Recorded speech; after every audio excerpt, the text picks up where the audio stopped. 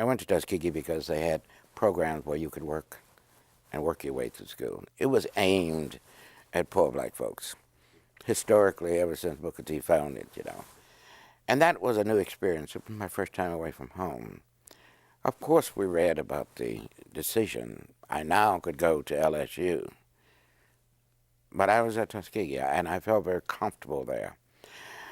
The teachers at this historical black college was teaching me the times have changed.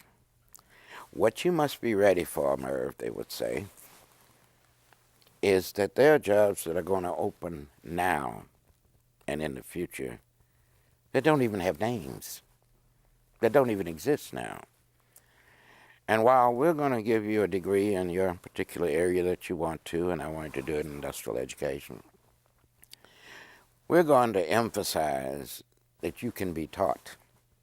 And you're going to take that with you. That's going to be your cushion. And if somebody opens a door, you put your foot in it. The least you can do is fail. But if you get in, you may have all of the skills necessary. And so, although I never dreamed about journalists at Tuskegee, the mood on the campus was, because, you know, we were demonstrating. I would spend my weekends going to Montgomery because my roommate's aunt had a nice house there and was involved in a church.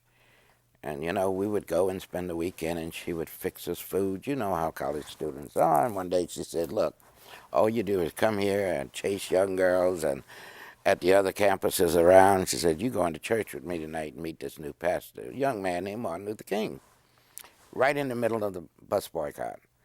And so here I am, too young to drive, no license, but my roommate had a license. So they immediately put him to work on the weekends, picking up people and taking them where they needed to go, gave me a clipboard so I could match driver with people who needed a ride. And that's when I first met him, and it felt good, you know, and I was there when they bombed his house, and he soothed the crowd down, you know, and just watching people stand up in front of white authority figures for a person like me from the Deep South was a totally new experience. And so you got the backbone by watching others who worked with Dr. King do it. And so when I was on campus, what he was doing in Montgomery always came up in class because it was on the news, because it was a part of Alabama. You know, it was a part of history being made, and teachers there wanted you to be well aware that's what's going on.